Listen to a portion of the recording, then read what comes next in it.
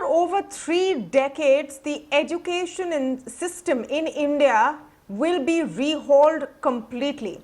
The cabinet has approved the National Education Policy 2020, which envisages a complete relook at how people are educated in India. It includes looking once more at boards, at school boards, at exams, at medium of instruction, at the 10+2 structure. Everything really from top to bottom will be looked at completely differently. The idea, as per the government, is to bring Indian education up to speed, to increase the universality of it, and to also give an opportunity for flexibility in the modern day.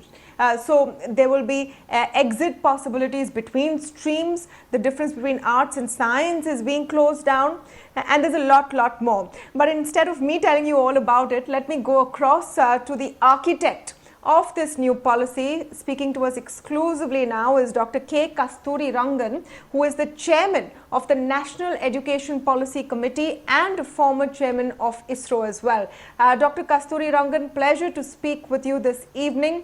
Let me just begin by getting you to broadly outline the scope and impact that the new education policy will have. Will this be implemented with immediate effect? Will it impact all schools, private and public or government funded schools? Well, it's a fairly omnibus in terms of the applicability of the policy with respect to the multiple schools run by different agencies and in different modes. There are fairly comprehensive policy directions with respect to how the education itself is going to be restructured. If you look at the early childhood care and education, obviously we have recommended a totally new structure compared to the 10+2 that was to be there. Obviously the school education, whether it is under the private or under the government or philanthropic, whatever it is, they will ultimately adopt to this kind of a thing, because that is the kind of a thing that we need to have for our children in the education field. So there is no question of somebody following now a 10+2 education when when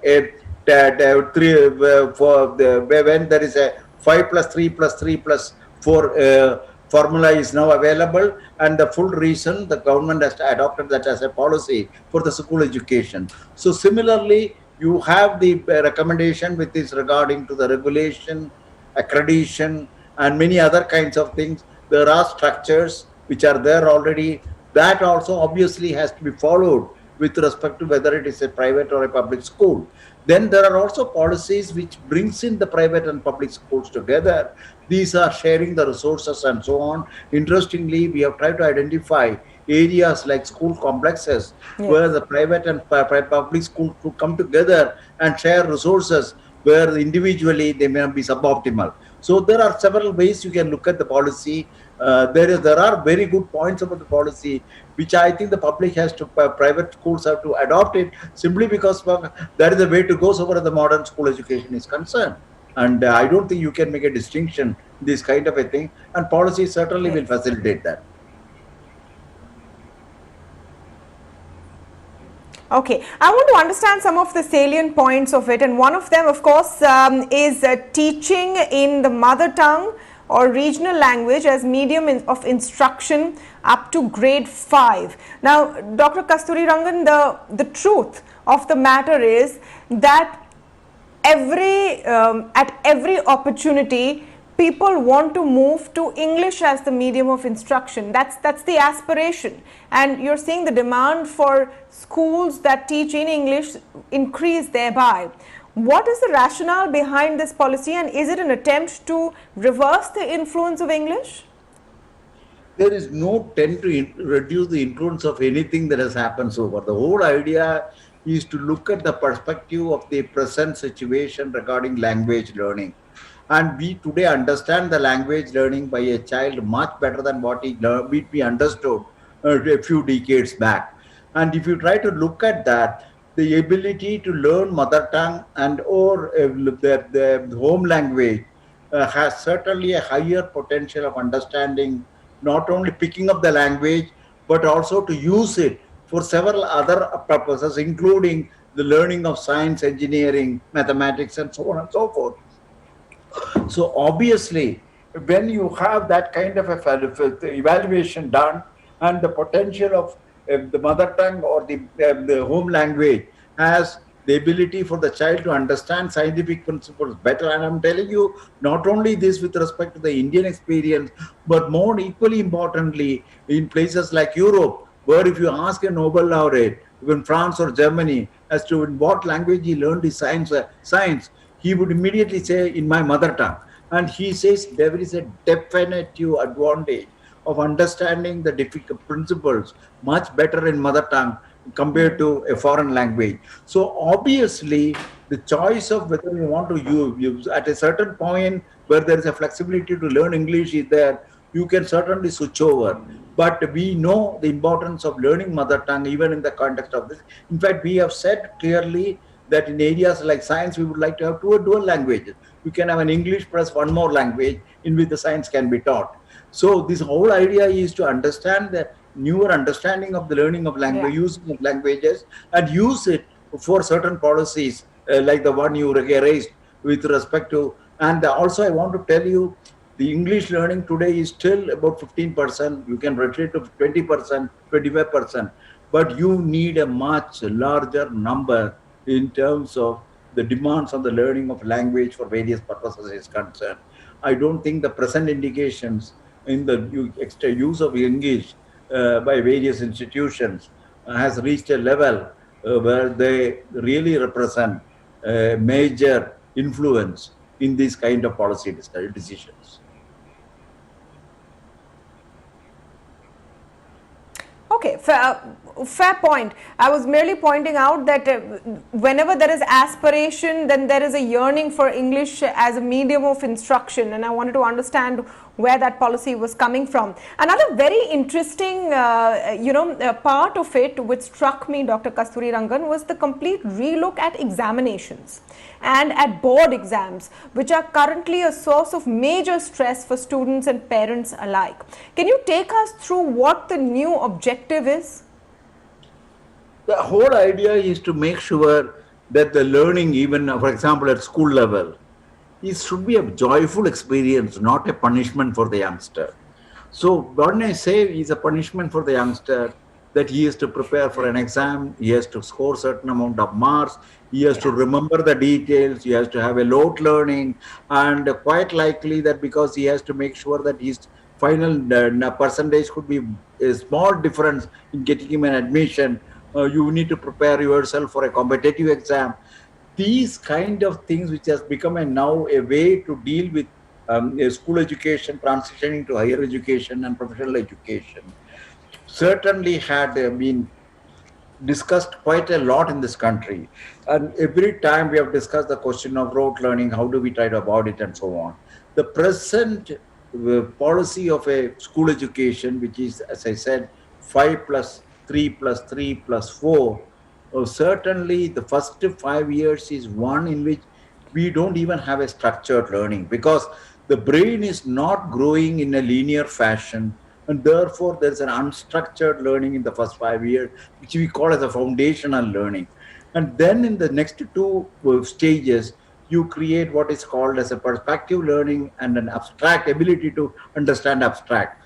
And then ultimately, you can also master ability you to understand multidisciplinary subjects by looking at the relationship between the multiple subjects. So there is a rationale for the way in which the teaching has to be, the curriculum has to be evolved to deal with the way in which the evolution of the child with respect to his ability and cognitive abilities are encountered. This is what this particular the policy aims at. Obviously, the evaluation and testing cannot be postponed at the end of the year for a study in which the student has been already gone through a certain percentage, certain good amount of orientation in the 3 months or so, say for example, in a certain area.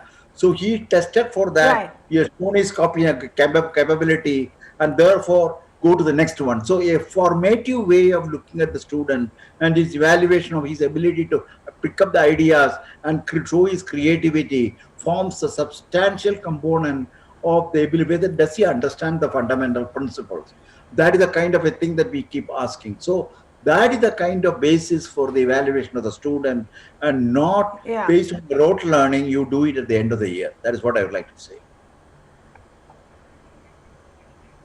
No, no, absolutely. In fact, Dr. Kasturirangan, the kind of education that you're describing is something that parents are looking out for and pay very high fees to try and access. And if that's what the government can give, the children of this country as a basis, that would be great. Even the fact that vocational training will start from 6th standard. I want to understand the element of tech, though.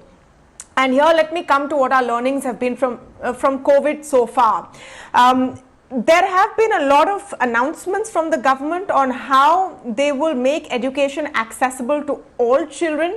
But the sad fact is that those children with access to internet, to devices, to the kind of schools where this preparation has been made, have transited fairly comfortably. Many children have been left out. How will we deal with that? Yeah. I think there is certainly, when it comes to online learning, use of technologies for learning, we need to fill the gap in the questions of internet, devices, desktops, laptops, and all those kind of things.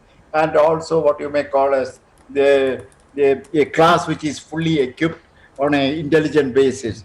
I don't think we have a spread of this to the extent that we can fulfill the aspirations of the entire eligible student population with this kind of approaches. So then there are also the suggestion that one could also record it, then send it off, but then still you need a certain level of low-level devices to do this. And lastly, you need also power. And many places, even though we have electricity available, there are difficulties of learning because of the reliability and other kinds of issues. So on the whole, the methods are today available. Demonstration of the methodologies and their efficacy is being established. Wherever the full implications of this are not clear, they are now coming out. In fact, if you look at the policy very carefully, there is an experimental phase for the use of technologies that will be implemented. And finally, we move towards a system of blending between use of technology, online learning, and also with a certain level of intervention from the teachers. This is the overall strategy, and this we think will be an optimal approach in most of the cases.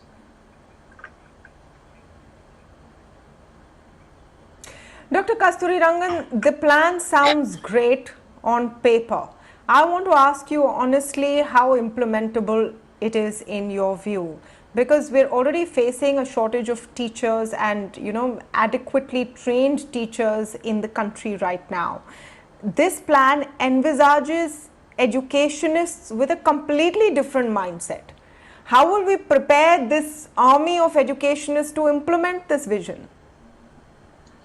Well, whenever we want to make some hard decisions, hard choices, this is never a cakewalk. Let me be very clear on this. When 50, 60 years back, when we wanted to start the space program, people didn't even ask the question of how are you going to send a satellite into space. And today we are talking of we are going to send it to Mars, and from Mars we want to now do other planets, and all in a matter of 60 years. What was it that made us possible? Indians have the ability to achieve the most difficult goals. That is very clear. And in the case of education, with the type of foundation that we have laid, we have the necessary understanding of the intricacies of how to translate the background and the experience into a new regime of education which this policy represents. We certainly need people who are trained to do this. You need a separate outlook, then separate way of dealing with this management culture, the patterns of creativity and many other things. But this is an integral part of ensuring that we have it. The point I want to say is that it is not the question of whether the education needs this and whether there is an easy way to do this. There is no easy way to be a top-ranking country in the world with a knowledge society which could be better than the best that you see outside. And that there is no easy way to do. You need to create it step by step, necessary brick by brick. And you need people with commitment, people with understanding, maybe a small number to start with. Yes. But you will see that once it catches up and the challenges become obvious, many youngsters will join this. And I am sure India has a great heritage of youngsters suddenly coming up. Today, you look at kind of things that are today happening with respect to the investments, the youngsters trying to become entrepreneurs. You will see suddenly they start contributing to the GDP in a substantial way. Now, 10 years back, this question, if you had asked me, you know what would have happened. There can be no difference with respect to education also. We need to create it. What you said are all issues I won't consider as unsolvable issues, but we need to plan it. We need to have a structured growth for that, and the evolution part of it has to be kept track of, and the mechanism to do necessary will to make sure that it succeeds is in the rest of in the hands of all of us. But from the previous experience, I am very confident that these are not things which are unsolvable for this country with its outlook and the past history of doing things, and also the present resolve and the government's direction and the support that we are getting. I think this is something which is well within our reach. Absolutely. Those are optimistic words. And with that, I thank you, Dr. Kasturirangan, for joining us today and laying out your vision, which has been actually the driving force behind the new education policy that will influence the future of the next generation and this country. Interesting aspects there, and especially one that moves away from the very traditional form of education. Let's see where it takes us. Thank you so much for joining us. Thank you so much. Thank you very much.